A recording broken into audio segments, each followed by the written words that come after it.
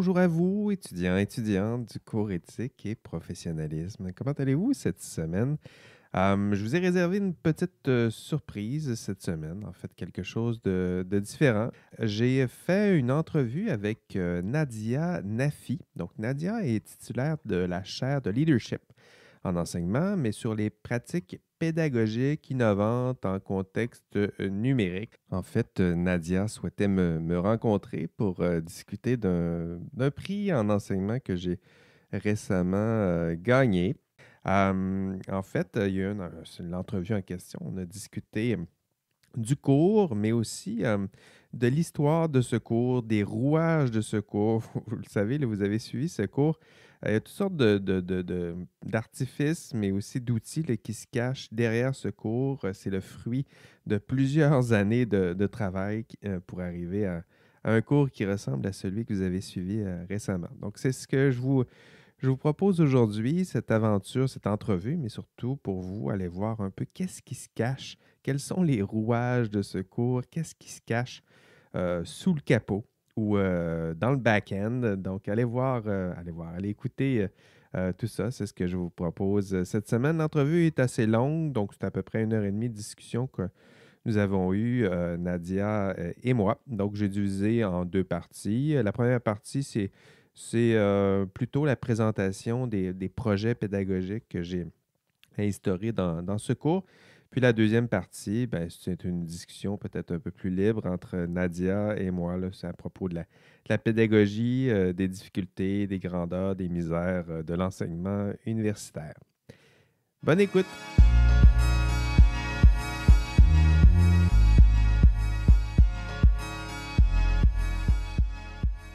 Juste pour te dire pourquoi j'avais tellement envie de te rencontrer, de parler avec toi, du fait que tu as gagné le concours le prix d'excellence en enseignement, là, c'est comme ça que j'ai pris connaissance de ce que tu es en train de faire. Et puis, du fait que j'ai ma chaire en pratique pédagogique innovante en contexte numérique, j'ai trouvé que ça serait super pertinent que je discute avec toi non seulement des projets que tu as faits, mais vraiment d'où vient cette innovation, pourquoi tu innoves, pour partager tout ça avec tous les collègues qui vont écouter cette vidéo. Ben, d'abord, merci de me recevoir. Nadia, c'est le fun. Là. C'est sûr que là, le prix reçu, là, ça a promu un peu mon parcours.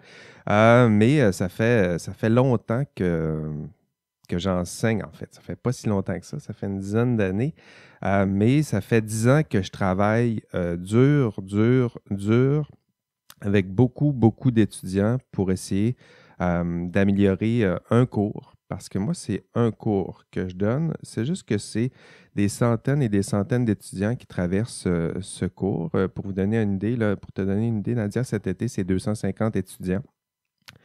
Donc, c'est beaucoup d'étudiants. Ce qui était étrange, moi, quand j'ai commencé à donner le cours, c'est que c'était beaucoup d'étudiants, mais en même temps, c'était des étudiants en sciences et génie. Moi, ce que je donne, c'est un cours d'éthique, donc qui est assis à la faculté de philo, mais à des étudiants en sciences et génie.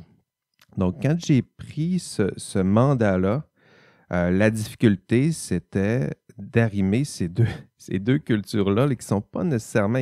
Les étudiants en philo, les étudiants en sciences et génie, ça ne vient pas exactement de la même place. Là, je parle intellectuellement, d'où ils partent. En philo, on peut partir des idées, de la lecture, puis là, tout à coup, on analyse des ouvrages là, en allemand, sous-titrés en français, pas sous-titrés, mais traduits en français, puis on essaie de comprendre tout ça. Alors qu'en génie, c'est beaucoup plus concret, beaucoup plus appliqué. On part du terrain souvent. Puis, donc, il y a eu cette pirouette-là à faire, là, essayer de rentrer. Puis ça, c'est une des difficultés. Essayer de comprendre c'est qui les étudiants que tu as en face de toi. Parce que quand j'ai pris le cours, c'était un très mauvais mariage. En fait, les étudiants n'aimaient pas le cours. Puis, les chargés de cours n'aimaient pas donner ce cours-là à ces étudiants-là. Donc, il y avait quelque chose qui fonctionnait mal. Puis, c'est un dialogue, je dirais, entre deux cultures académiques là, qui, c'est vrai, là, ça rimait assez maladroitement. Donc, je dirais que ça, c'est le premier défi que j'ai tenté de faire. Essayer de comprendre c'est c'est qui ces étudiants-là, qu'est-ce qu'ils sont, c'est quoi un étudiant de sciences et génie, d'où il part. Puis une fois que j'ai compris qu'il partait plus du concret, là, ça a influencé énormément, je dirais, la structure du cours. Au lieu de partir de textes, d'idées, puis tranquillement essayer de les convaincre que ça existe dans la réalité, en fait, toute la structure du cours est surtout pensée à partir du concret. On part de à quoi ça ressemble les sciences et génies sur le terrain, quels sont les problèmes éthiques rencontrés. Puis, tranquillement, commencer à réfléchir à partir des problèmes, puis à partir des problèmes, aller chercher des textes très précis qui articulent, qui nous permettent de comprendre mieux le problème, puis éventuellement, aller chercher d'autres textes qui, là, nous permettent de comprendre les textes plus précis. Mais là, on se rapproche tranquillement de la philosophie, mais c'est dans ce mouvement-là là, que j'ai articulé le cours. Mais tout ça, ça part de l'idée d'essayer de comprendre mes étudiants, essayer d'aller voir c'est quoi à quoi ça ressemble un étudiant en sciences et génie, puis adapter le cours. C'est pas juste c'est un cours de service, là, mais je ne suis pas à leur service. Là, ça reste un cours universitaire, mais en même temps, c'est un effort là, d'essayer de comprendre c'est quoi leur culture, d'où ils viennent, comment qu'ils aiment aborder un contenu intellectuel. Puis pour eux, c'était davantage partir du terrain. La plupart des études de cas que je leur donne, c'est à ça que ça sert. Là. Ça sert à leur dire pas qu'est-ce que tu penses de telle situation, mais je les plonge dans la situation, puis je leur dis pas est-ce que tu penses savoir nager, je les jette à l'eau, puis je dis ouais, vas-y, nage, essaye de t'en sortir. Puis une fois qu'ils ressentent le manque, qu'ils ressentent le manque d'idées, le manque de contenu, bien là, tu leur donnes tranquillement. Puis ça, ce processus-là, je dirais que c'est sûrement la première grande réussite de ce cours, là, essayer de faire dialoguer sciences et génie puis philo. Donc aujourd'hui, ça se fait bien. Moi, je venais déjà des sciences et génie, donc je fais bac maîtrise en sciences et génie, puis après, j'ai fait un doc en philo. Donc, d'être capable de maîtriser ces deux champs-là, je pense que ça a aidé aussi au dialogue que je pouvais entretenir avec les étudiants. Donc, j'ai préparé une petite présentation, là. Donc ça, c'était mon introduction. Cette classe-là, là, la classe, je l'appelle la classe concrète, là, c'est essayer de se rapprocher des étudiants, essayer de voir à quoi ils ressemblent, leur montrer de vrais problèmes. Donc, c'est une approche par problème, là, si on avait à leur donner un nom. Là. Mais c'est ce premier mouvement-là que j'ai fait pour ajuster le cours à mes étudiants, rendre le cours le plus intéressant et dynamique. Le deuxième ajustement, c'est aussi dans cette voie-là. C'est-à-dire que quand on enseigne l'éthique, les exemples qu'on donne, du moins quand on lit des ouvrages, c'est souvent des extraits de la culture plus classique, traditionnelle, littéraire. On va chercher Sophocle autant que Shakespeare, puis tout ça. Puis peut-être que pour un étudiant en philo ou un étudiant plus littéraire, c'est une culture qui parle, mais pour mes étudiants en sciences et génie, un peu moins.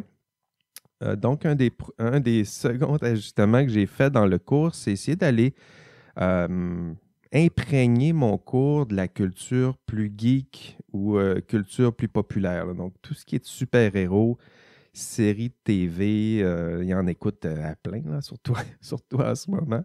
Donc, c'est injecté dans ce cours des exemples, plusieurs de la culture populaire. Parce que si on prend les grandes tragédies là, aujourd'hui, ben, on lit peut-être pas les grandes tragédies, mais ces histoires-là, ces archétypes-là, ces parties de tragédies-là, on les retrouve dans nos séries préférées, que ce soit Game of Thrones ou n'importe quel film de super-héros, il y a ça. Là. Donc, ces écrivains-là modernes puisent dans la culture littéraire. Donc, je me suis dit, je vais faire ce bond-là. Donc, ça, c'était un autre des ajustements que j'ai fait au cours, puis qui a plutôt bien fonctionné. Là. Donc, tout à coup, là, avant, je posais des questions très théoriques du style le courant déontologique, le courant conséquentialiste en éthique, où là, on étudiait les philosophes en déontologie, philosophes en utilitarisme. Donc, ça, c'était l'approche classique. Maintenant, ce que je leur demande, c'est, trouvez-moi dans la culture populaire un exemple de déontologisme. Trouvez-moi un exemple de conséquentialiste. Puis là, ils vont te citer le dernier film qu'ils ont écouté. Donc, tranquillement, adapter des concepts qui peuvent être un peu plus abstraits à leur propre culture. Donc, ça a été une autre façon d'essayer de me rapprocher de mes étudiants. Mais c'est toujours cette intention-là là, qui se cache derrière à peu près tout ce que je fais. Au début, c'était quasiment une question de survie. C'est-à-dire que moi, je ne suis pas pour donner un cours qui est plate, que j'aime pas donner, puis que les étudiants n'aiment pas recevoir, qui veut donner, qui veut enseigner dans ce genre de contexte-là.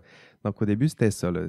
Survivre, comprendre mes étudiants, me donner un cours que j'aime donner, leur offrir un cours qu'ils peuvent aimer, même si ça les sort complètement de leur champ typique d'intérêt. Ils n'ont pas un cursus pas du tout en philo-éthique, et pourtant, il faut quand même leur enseigner ces notions-là. Ça fait partie des qualités en sciences et génie là, qu'on essaie d'acquérir ou de développer lorsqu'on forme les étudiants en sciences et génie. Donc, la classe concrète t'es fait sauter dans des vrais problèmes. La classe geek, je dirais que c'est un ajustement à leur culture populaire. Le troisième ajustement que j'ai fait dans ce cours, c'est la classe commodale. Donc, ça, c'est un. Ben là, maintenant, il y en a plusieurs qui la connaissent, la classe commodale, mais je dirais qu'elle était moins populaire avant la pandémie. On était peu à l'université quand même à enseigner avec ce mode. Puis moi, ça a été une révélation. C'est-à-dire qu'avant, je donnais 2 fois mon cours en classe, puis là, ben, tu radotes le lundi, tu radotes le mardi. Puis, je donnais aussi un autre cours à distance. Donc, j'avais 2 fois 50 en classe, 100 étudiants à peu près à distance. Puis là, j'avais mes 3 groupes, j'avais 3 ENA. Puis là, je gérais tout ça, cette complexité-là là, triplée. Puis, j'ai assisté à une présentation. On me dit, ben, vous savez quoi, c'est possible de faire tout à peu près ça, mais en même temps, dans une même classe. Puis, ça peut paraître intimidant. Puis, c'est sûr qu'il y a eu plusieurs ajustements importants, puis des ajustements aussi importants à faire dans ma façon de donner le cours.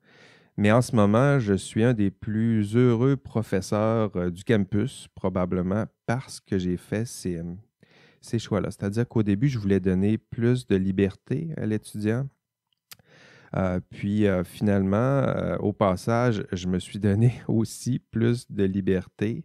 C'est un bel effet, un beau découlant de tout ça. Donc au début, c'était ça. C'était accroître la liberté de l'étudiant. Puis tout à coup, je me suis rendu compte que la mienne aussi, ma vie de prof était aussi simplifiée. Pour ceux qui ne connaissent pas la classe commodale, c'est assez simple, là. Moi, je me pointe en classe, disons, le lundi. C'est ce qui était le cas avant la pandémie. Je me pointe en classe. J'ai toutes sortes d'outils, des caméras, des micros. Ça, c'est sûr que c'est un appareillage là, qui a l'air impressionnant, mais finalement, les classes sont plutôt bien équipées pour ça. Moi, je me pointe là, puis je donne mon cours. Je dirais presque comme d'habitude.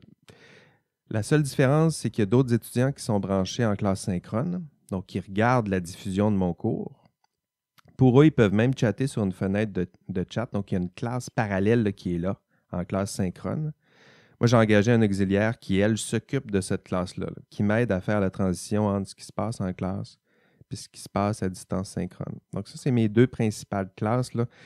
Il y en a une qui est en classe. Il y en a une qui est en classe synchrone. Puis les 2, on essaie d'avoir du fun ensemble pendant un lundi après-midi.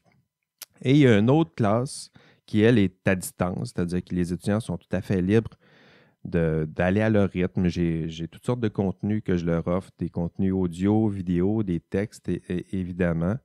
Puis eux, ils peuvent y aller à leur rythme. Ils peuvent même réécouter à rebours là, les enregistrements de cours, y aller aussi à leur rythme. Mais le but, c'est ça, là, c'est d'offrir toujours moi, je dis qu'il y a 3 voies, là, puis à chaque semaine, l'étudiant peut choisir 3 voies. Il va en classe, il reste chez lui synchrone ou il va à distance à son rythme. Quand la pandémie a eu lieu, un certain vendredi 13, ben, il y a juste une voie qui a été éliminée pour moi, c'est-à-dire moi, je ne me pointe plus en classe. Par contre, j'ai accès à des enregistrements de cours. Donc, les étudiants peuvent écouter des enregistrements de cours de mes autres sessions. Puis aussi peuvent avoir accès à un contenu à distance qui avait été pensé pour justement des étudiants à distance. Donc ça, c'était C'était une belle découverte ce vendredi 13 après-midi quand je me suis rendu compte que finalement, mon cours pouvait rouler à peu près de la même façon. La seule chose que j'ai ajoutée au cours, c'est au lieu d'avoir une classe synchrone, j'ai ajouté un podcast. Mais ça, on en parlera dans mon un peu plus loin, puisque là, c'est un autre des projets là, que j'ai mis en place. L'autre, le quatrième projet que j'ai développé en classe, celui-là, ça fait longtemps que je le développe, puis c'est peut-être un des plus prometteurs, je dirais, parce que celui-là, j'étais inscrit au SOTL, le Scholarship of Teaching and Learning, la conférence qu'il y avait à Québec, avant qu'elle soit annulée ce printemps. Mais c'est ça que j'allais présenter. C'est un système de trophées et récompenses. Tiens, je vais me prendre une gorgée d'eau. C'est un système de trophées et récompenses que j'ai commencé à mettre en place, à développer en classe pour stimuler l'engagement de mes étudiants. Donc ça, au début, je disais que c'était une question de survie. Là. Moi, je voulais non seulement des étudiants en classe qui peuvent s'intéresser à philo, à l'éthique, mais aussi je voulais des étudiants qui soient participatifs, drôles, aidants, présents. Donc, c'est là-dessus que j'ai essayé de travailler, là, l'idée d'engagement universitaire. Donc ça, il y avait toute une réflexion qui était pour moi assez nouvelle. C'est quoi l'engagement en classe? Comment on la définit? Comment on peut la valoriser?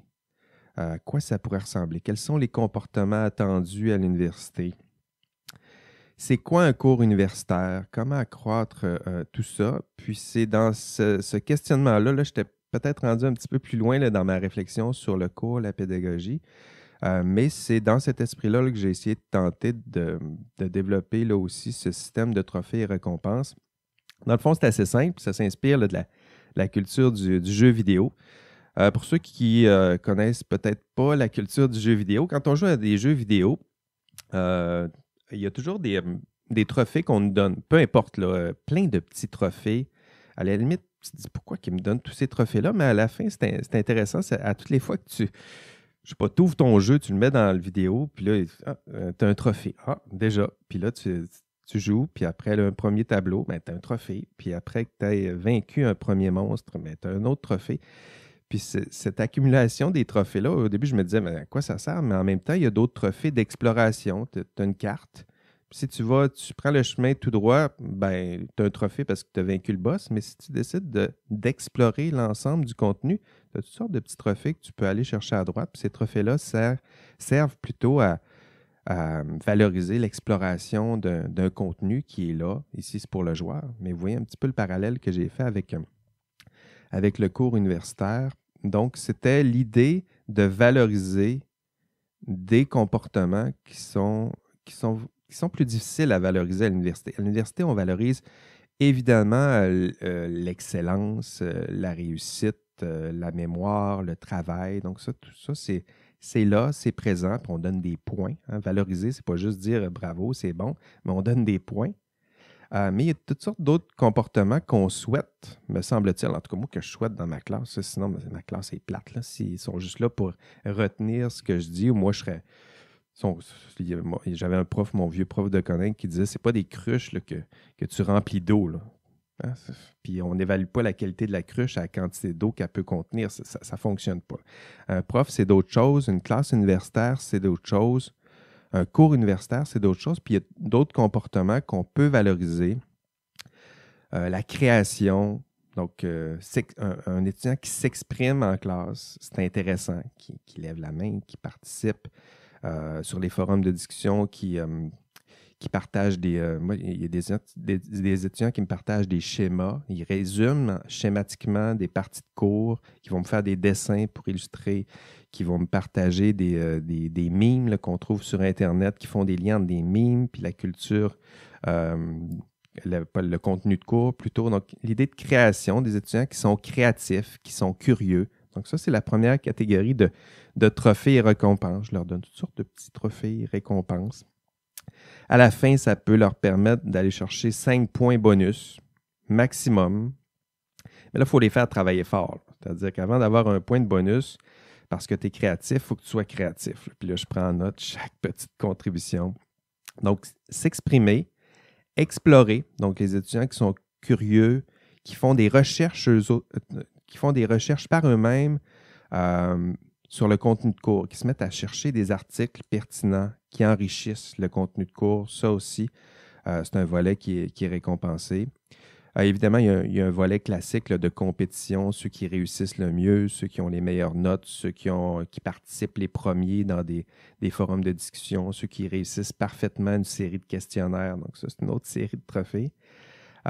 Ceux qui collaborent. Donc, ça aussi, c'est un comportement qui me semble-t-il qu'on se doit de valoriser à l'université. Les étudiants qui aident leurs proches, qui participent dans les travaux d'équipe, qui aident les autres à améliorer leurs travaux, qui aident le prof. Il y a des étudiants qui essayent de m'aider à améliorer mon contenu, qui m'aident à corriger certaines fautes ici et là. Mais il y a des trophées, là, ils participent, ils t'aident, ils aident à améliorer ton contenu, pourquoi pas. Et le 5e volet, on parle toujours d'engagement.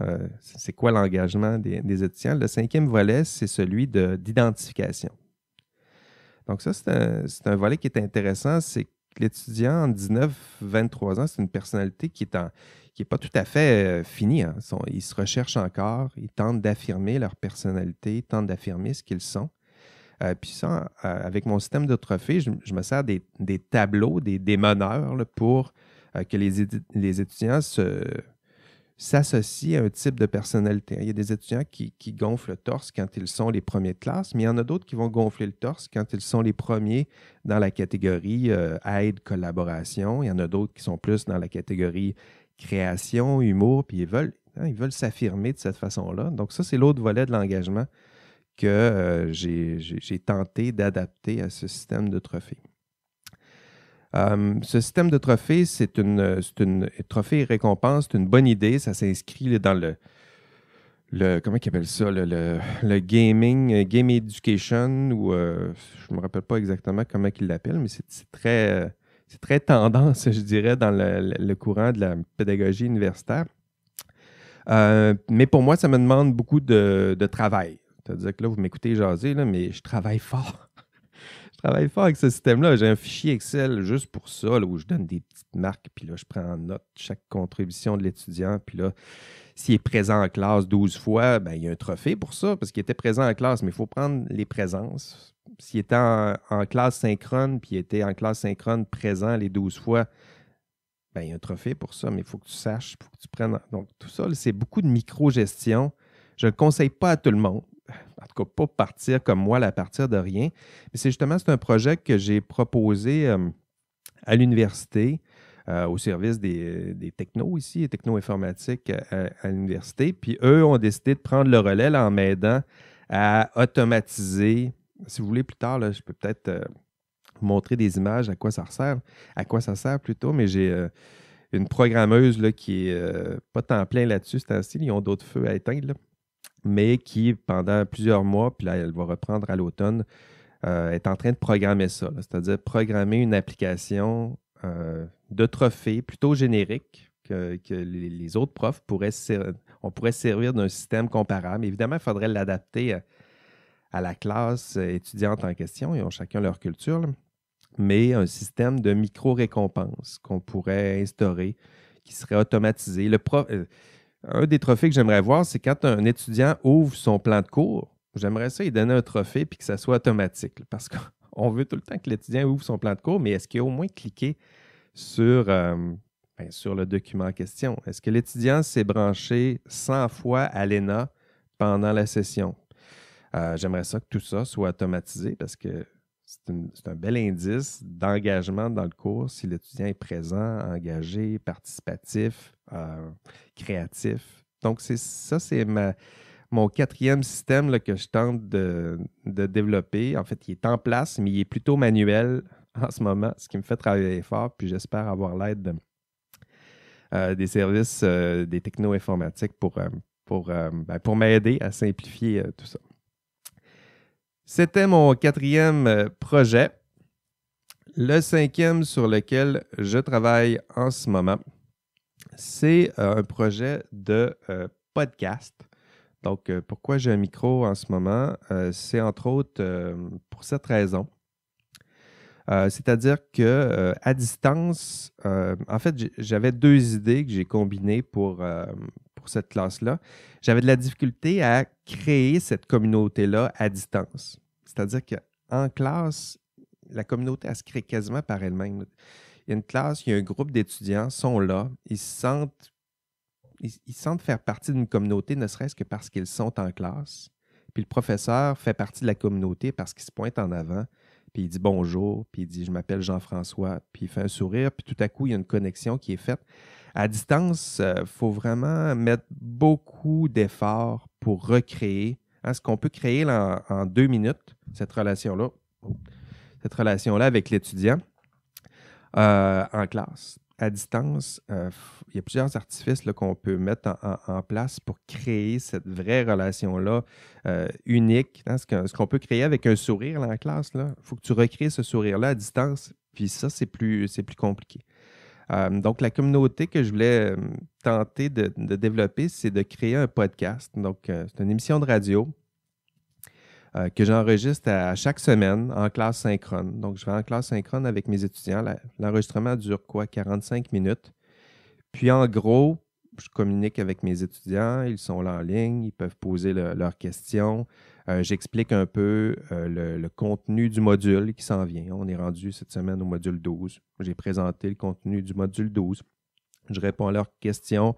On est là ensemble. C'est sûr que sur 250, il n'y a pas 250 étudiants qui se pointent là. Cette semaine, il y en avait 50. Puis, c'est un beau noyau dur qui, là, tu crées une petite communauté qui, elle, on l'espère, là, la rumeur va se répandre. Puis, il y a d'autres, ces personnes-là ont d'autres amis. Puis, il y a une communauté qui peut se créer tranquillement à travers ce qui est les podcasts, pour ceux qui ne connaissent pas, c'est des enregistrements. On les publie sur Internet. Il y a des hébergeurs là, on peut juste déposer les enregistrements sur ces hébergeurs, puis eux ils vont les pousser là, vers les Apple Podcasts, Google Podcasts, puis ce genre d'applications-là. Donc, ceux qui ne pouvaient pas être en classe, ben, ils peuvent télécharger ce podcast-là, puis pendant leur transport, pendant leur petite marche là, du matin ou transport en commun, en auto. Habituellement, ça dure 30-45 minutes, ce genre de transport-là. Donc, ils peuvent écouter l'introduction au cours, moi qui leur parle. L'audio, là, c'est un média qu'on néglige, là, mais pour passer un contenu intellectuel, pour créer une relation, c'est intéressant. C'est moins compliqué que la vidéo. Tu le sais, Nadia, là, tu vas avoir à faire du montage. Là. Plus compliqué. Dès qu'on se met à jouer un peu là-dessus, c'est vraiment compliqué, alors qu'à l'audio, on chuchote directement dans les oreilles des étudiants. Il y a une proximité qui est là, qui est plus simple. Puis pour le monter, ben, avec un petit logiciel, on enlève les petits bouts qui ne nous plaisent pas, puis voilà, c'est réglé. Donc ça, c'était mon podcast. Mon premier auditoire, c'est cibler cette communauté-là, la créer, une petite communauté en classe. Puis ce que je voulais faire aussi avec ce podcast-là, c'est lier cette petite communauté avec mes anciens étudiants. Donc ça, c'était un défi que je m'étais offert parce qu'à toutes les fois que je croisais un étudiant, moi, j'étais un prof d'éthique, à toutes les fois que je croise un étudiant en sciences et génie, là, il me raconte des problèmes éthiques. Puis là, ah oui, là j'ai eu tel problème, il y a tel entrepreneur, il m'a offert une bouteille de vin, puis qu'est-ce que tu en penses? Puis bon, on en jase, mais je me disais que ce serait des expériences très intéressantes pour mes étudiants à entendre. C'est-à-dire que le contenu que je vous explique en classe, ça existe. Il y a un étudiant qui est passé en classe, il y a un étudiant qui a rencontré un vrai problème. Maintenant, il va vous expliquer quel lien il fait entre le contenu de cours, le problème rencontré, les pistes de solutions que lui, il a trouvées. Donc ça, c'est des rencontres que je fais avec mes étudiants aussi. Je les reçois à mon bureau. Alors, on a des discussions. Puis ce que je souhaite faire, c'est élargir tranquillement. Donc, créer ma petite communauté en classe, puis tranquillement lier cette communauté-là à des étudiants qui exercent déjà la profession. Puis une fois que l'étudiant sort de la classe, il est déjà abonné au podcast, il va entendre d'autres étudiants comme lui qui rencontrent des problèmes. Ces pistes de solutions-là peuvent l'aider. Puis tranquillement élargir cette petite communauté-là là, qui dépasserait mon 250 étudiants en classe. Là, tranquillement, ce serait plus. À la fin, après 10 ans, là, c'est des milliers d'étudiants là, qu'on peut aller chercher, rejoindre. Ils ont des enjeux, des problèmes qui se ressemblent. Donc, pour eux, là, de créer cette petite communauté-là, ça peut être là aussi intéressant. Donc, c'est les 5 petits projets que j'en ai d'autres, mais là, je vais me, je vais, je vais me garder une petite gêne là, parce que sinon, ben, je vois que je parle beaucoup, mais c'est ce qui m'intéresse. En fait, j'ai toujours voulu qu'un cours, en fait, là, en ce moment, j'ai 3 garçons. Il y en a un qui vient de rentrer à Concordia là, l'année passée. Puis, ça m'a frappé à quel point un étudiant qui arrive à l'université, ses attentes sont élevées. C'est tellement beau pour eux, un cours universitaire. Puis, des fois, j'en vois des cours universitaires. Puis, je me dis, pauvres eux, je ne sais pas comment ils vont prendre ça, mais c'est loin. On est loin de cet idéal-là. Tu sais, moi, j'ai des idéaux élevés.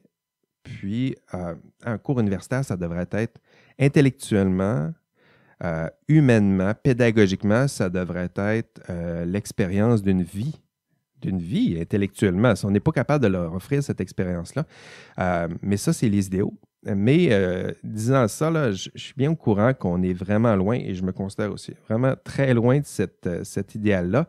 Mais il faut y travailler fort. Puis pour y travailler fort, il faut au moins reconnaître nos failles, nos manques. Si on veut, en fait, le pire prof, je dirais, c'est celui qui pense qu'il est bon à ce moment-là. Lui, il n'y aura pas grand-chose là, pour lui montrer à améliorer ses cours. Mais si vous ressentez le manque, vous vous sentez à bout de ressources, à bout d'aide, à bout d'outils, ben, je dirais que c'est quasiment un bon signe. C'est-à-dire que vous allez vous mettre à chercher de l'aide. Il y a des ressources extraordinaires à l'université. Il faut juste aller les chercher, aller chercher de la formation. On n'est pas formé. On n'est pas formé comme prof. Donc, il faut accepter le manque, qu'on n'est pas très bon, surtout au début. Puis, il faut aller se chercher des ressources, de l'aide pour justement essayer d'atteindre ces idéaux-là.